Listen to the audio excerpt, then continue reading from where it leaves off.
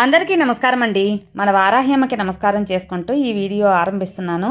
ఇక ఈరోజుటి వీడియోలో మన కోసం అమ్మవారు ఒక అద్భుతమైన సందేశం అనేది తీసుకొచ్చారు. ఈ అమ్మవారి వాక్కులో, తల్లి నువ్వు ఎంతో అమాయకురాలవైన ఒక బిడ్డవి, కల్మషం లేనటువంటి నా యొక్క భక్తునివి. నువ్వు మనసులోనే ఎందుకో కుమిలిపోతూ బాధపడుతున్నావు, అదేంటో నాకు తెలుసు. అందుకే ఈ యొక్క మాట నీకు తెలపాలనే ఈ వారాహి అమ్మ నీ ముందుకొచ్చాను. మనసు పెట్టి 2 నిమిషాలు వినిబిడ్డ, నీ బాధంతా దూరం చేస్తాను అని అమ్మవారు మనకు ఒక అద్భుతమైన వాక్కు అందిస్తున్నారండి. ఆ వాక్కు ఏంటి, అందులోని అమ్మవారు చెప్పబోయే ఆ వాక్కు ఏంటి అని చూడబోయే ముందు మన ఛానల్ ఎవరైనా ఫస్ట్ టైం చూస్తున్నట్లయితే సబ్స్క్రైబ్ చేసుకోండి. మన వీడియోస్కి లైక్ ఇచ్చి సపోర్ట్ కూడా చేయండి ఫ్రెండ్స్. చాలామంది ఎన్నెన్నో సమస్యలతో, ప్రాబ్లమ్స్తో ఫేస్ చేస్తూ ఏం చేయాలో తోచకుండా ఎవరైనా ఏదైనా పరిష్కారం చూపుతారా, ఎక్కడైనా ఒక మంచి జ్యోతిష్యం చెప్పించుకోవాలి అనే ఒక ఆలోచన ఉంటే ఖచ్చితంగా మనకు తెలిసిన ఒక గురువుగారు ఉన్నారండి, శ్రీనివాసరాజు గురూజీ. ఎటువంటి సమస్యకైనా 24 గంటల్లో పరిష్కారం చూపుతారు. అంతేకాకుండా గురువుగారు చేసే మహిమగల పూజలు, పరిహారాల ద్వారా మీ యొక్క చెడు ప్రభావం ఉన్న దోషాలు కానీ, మీ యొక్క ప్రాబ్లమ్స్ కానీ అన్నీ కూడా తొలగిపోతాయి. ప్రేమ, పెళ్ళి, భార్యాభర్తల మధ్య గొడవలు, సంతాన సమస్యలు, అలాగే విదేశీ ప్రయాణం ఆలస్యం అవుతుంది అనుకున్న వారైనా, ఉద్యోగం చదువైపోయింది ఉద్యోగం రాలేదు, మాకున్న జాతకాల దోషం వల్ల మాకు ఏది కలిసి రావటం లేదు, వ్యాపారంలో చాలా నష్టాలు మేము ఎదుర్కొంటున్నాం, ఎందుకు ఈ సమస్యలన్నీ మాకు తలెత్తున్నాయి, ఏం చేయాలి, ఇలాంటి ప్రాబ్లమ్స్ ఉంటే కూడా గురువుగారు ఖచ్చితంగా మీ యొక్క సమస్యను తీరుస్తారండి. మీరు ఉన్న చోట నుంచే ఫోన్ కాల్ ద్వారా శ్రీనివాసరాజు గురూజీని సంప్రదించండి. సంప్రదించవలసిన నంబర్ 96630644. ఈ నంబర్కి మీరు కాల్ చేస్తే మీ సమస్యలు తీరిపోయినట్టే. ఎటువంటి అనుమానం పడనవసరం లేదండి. నాకు నమ్మకం కుదిరి గురువుగారు చాలా బాగా చెబుతున్నారు అని నేను నమ్మాను కాబట్టి మీ వరకు తెలియచేస్తున్నాను. సో మీరు కూడా ఒకసారి స్క్రీన్ మీద కనిపిస్తున్న నంబర్కి కాల్ చేయండి, మీ సమస్యలని దూరం చేసుకోండి ఫ్రెండ్స్. ఇక ఈరోజు మన కోసం వారాహి అమ్మవారు ఒక అద్భుతమైన సందేశాన్ని అందిస్తున్నారు. బిడ్డ, నువ్వు ఎంతో ప్రియమైన బిడ్డవి, చాలా పిచ్చి తల్లివి, ఎంతో అమాయకురాలివి. ఎందుకమ్మా ఇంతగా ఆలోచిస్తున్నావు, అతిగా ఆలోచిస్తున్నావు? నీ అతి ఆలోచనకి ఇదే నా సమాధానం. ఈరోజు ఈ అమ్మవారికి నువ్వు విని నీ మనసు కాస్త ఆనందపరచుకో. ఈ అమ్మ నా బిడ్డలైన నీకు ఈ సందేశం పంపించాను అంటే నీకు అదృష్టం వరించిందనే లెక్క. ప్రతి ఒక్క నా బిడ్డకి ఈ సందేశం విని ఈ తల్లి ఆశీస్సులు పొందాలి. ఈరోజు ఈ తల్లి సందేశం ఏంటి అని తెలుసుకోవాలని చాలా ఆతృతగా ఉన్నావు కదా. వినమ్మా, ఒక్కసారి మనసు పెట్టి విను.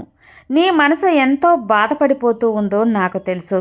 నీ మనసుకు గల కారణం, నీ బాధకు గల కారణం, నీ మనసు ఈ విధంగా బాధపడటానికి అసలు ఎన్ని నిద్ర లేని రాత్రులు గడిపావో, అలాగే ఒంటరిగా ఆకాశం వైపు చూస్తూ, నక్షత్రాల వైపు చూస్తూ నీ మనసులో ఉన్నటువంటి బాధ గురించి నాకు ప్రతిరోజు కన్నీరు ద్వారా తెలియజేస్తున్నావు.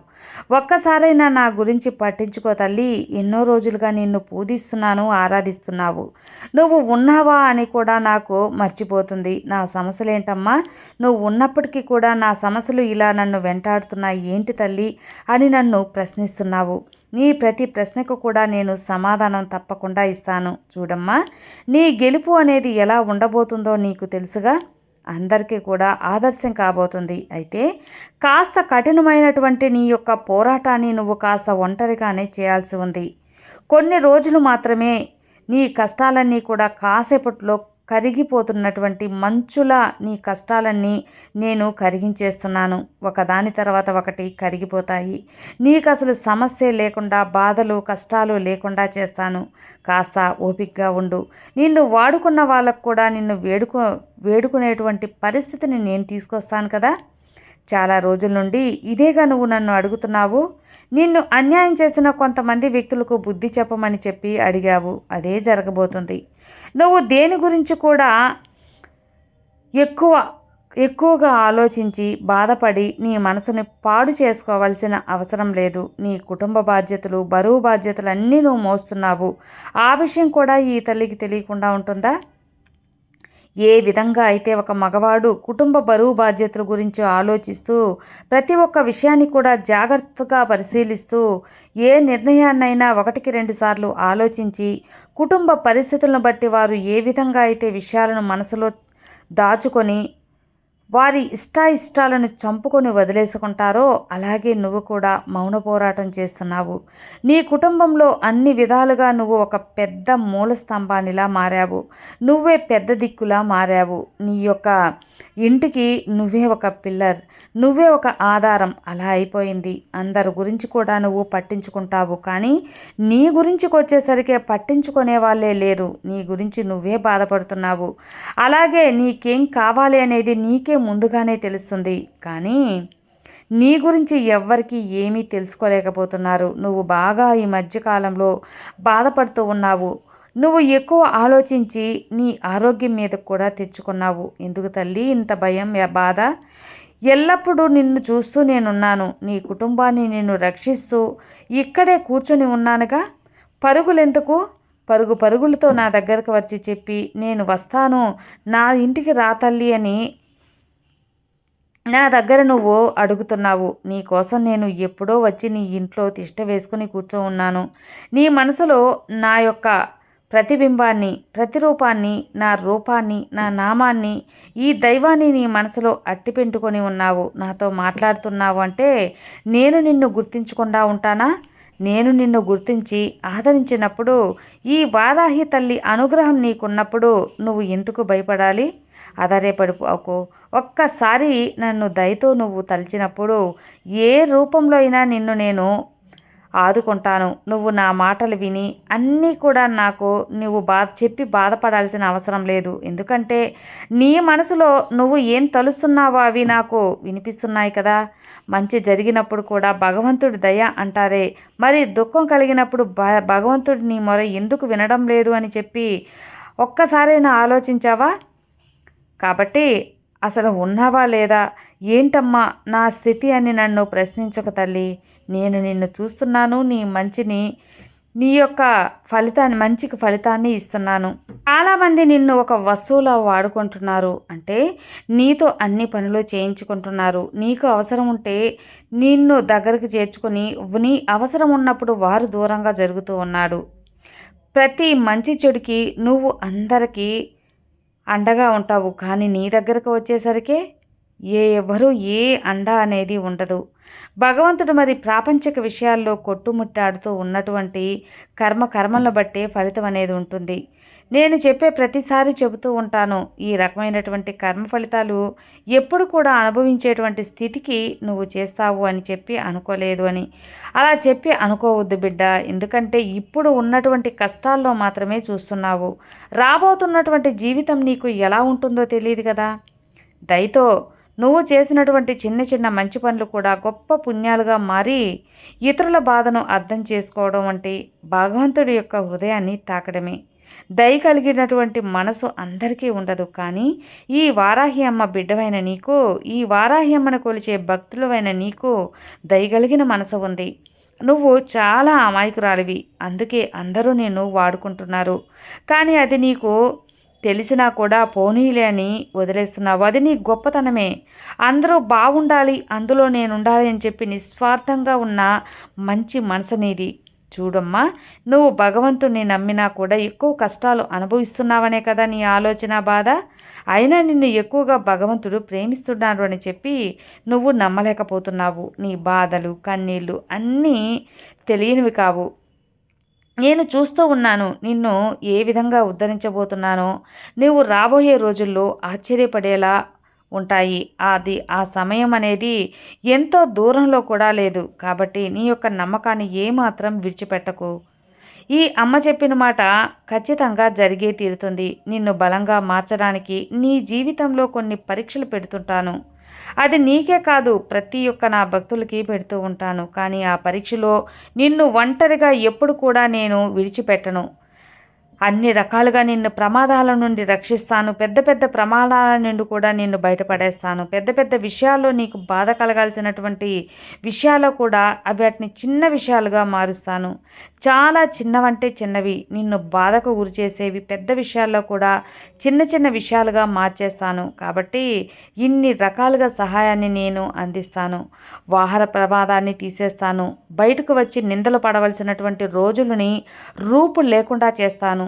నలుగురిలో నీ గౌరవం పోకుండా నీ విలువను కాపాడుతాను. అలాగే ఎప్పుడు కూడా నీ నమ్మకాన్ని నువ్వు నా మీద పెట్టుకున్న భక్తిని కోల్పోవద్దు.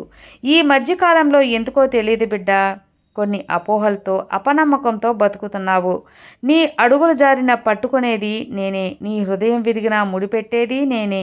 నువ్వు నన్ను కేవలం ఒక్కటంటే ఒక్కసారి అమ్మ అని పిలిస్తే చాలు, నర్పవి అని పిలిస్తే చాలు, పంచమి వారాహి అని పిలిస్తే చాలు, నేను ఖచ్చితంగా ఎన్ని లోకాల నుంచైనా యువతలకి వచ్చి నీ ముందు నిలుస్తాను. నీకున్న కష్టాలను తుడిచివేస్తాను. నీ కోరికలను తీరుస్తాను. నన్ను ఒక్కసారి పిలిస్తే సరిపోతుంది. ఎన్నోసార్లు చెప్పాను నీకు మార్గాన్ని చూపడానికి ఎప్పుడూ నేను సిద్ధంగా ఉంటాను అని. నీకు బాగా తెలుసు. నమ్మకాన్ని నీ చేతిలో పెట్టుకోమని చెప్పినా నువ్వు వినడం లేదు. నమ్మకాన్ని నీ చేతిలో పట్టుకోకుండా విడిచిపెడుతున్నావు. చూడమ్మా, నేను ఎప్పుడూ కూడా నీ చుట్టూ ఉంటాను, నీ మనసులో ఉంటాను, అలాగే నువ్వు పిలిచేటువంటి పిలుపులో ఉంటాను. కానీ నువ్వు నన్ను విశ్వసించటం లేదు.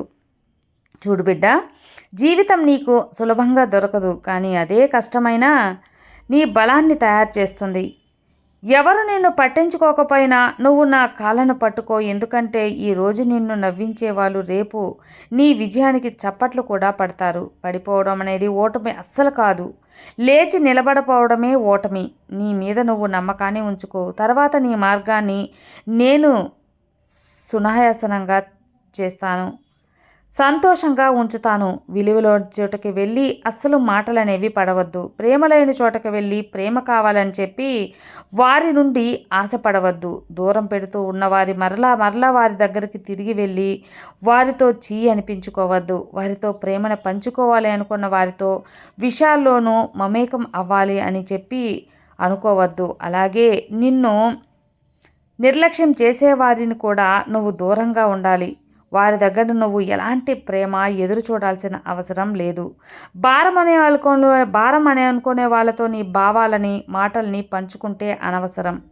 అసలు చెప్పాలంటే మనది కానటువంటి దానిపైన ఆశ అనేది పెంచుకోవడం అమాయకత్వం అవుతుంది. నీకు నచ్చకపోతే వదిలేసి వెళ్ళు. అంతేకాని నీకు ఏదైనా కానీ నచ్చి ఒకవేళ నువ్వు చేయాలనుకుంటే చెయ్యి. నీకు నష్టం కలిగించిన వారిపై కక్ష సాధించుకునేటువంటి దానివల్ల ఏమవుతుందో తెలుసా? నీ శక్తి, నీ సమయం అన్నీ వృధా అయిపోతాయి. వారి కోసం ఆలోచిస్తూ కూర్చుంటే నీ గెలుపు ముందు అడుగులు ఎప్పుడు పెడతాయి చెప్పు? ఎంతో విలువైనటువంటి జీవితం, విలువైనటువంటి కాలం నువ్వు ఎవరు విలువలేని వారి కోసం వదులుకోవద్దు. కాబట్టి వారి గురించి అనవసరంగా ఆలోచించవద్దు. నీ బతుకు తెరువు. నువ్వు సంతోషంగా ఉండటం కోసం నీ జీవితంలో ఉన్నటువంటి కొంతమంది వ్యక్తుల్ని దూరం చేయక తప్పదు బిడ్డ. నీ జీవితం సంతోషంగా ఉండాలంటే కొంతమంది వ్యక్తులకు నువ్వు దూరంగా ఉండటమే మంచిది. అది కాస్త కష్టమైనా కూడా అదే నిజం, అదే శాశ్వతం. ఇక నీ నువ్వు నీ జీవితం అంతా కూడా నేను నీతో కలిసి నడుస్తాను. నీ జీవితంలో ఎదురయ్యే సమస్యలు నేను ఎదుర్కొంటాను. నీ తరపున నేను జాగ్రత్త వహిస్తాను.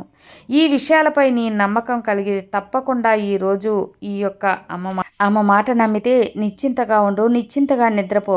నీ మనసులో ఎంత బాధ ఉన్నా వదిలేసేయి. నీ తల్లి చూసుకుంటాను కదా. ఎలాంటి బాధనైనా అన్నిటినీ నేను దూరం చేస్తాను. నీ ఏళ్ళ జీవితం సంతోషంగా ఉండేలా తీర్చిదిద్దుతాను. నలుగురితో సంతోషంగా జీవితాన్ని గడుపుతూ నీవు ధైర్యంగా ఉండు. ఈ అమ్మ అనుగ్రహం నీకు పరిపూర్ణంగా ఉంటుంది తల్లి. సర్వే జనా సుఖినో భవంతు. జై వారాహి.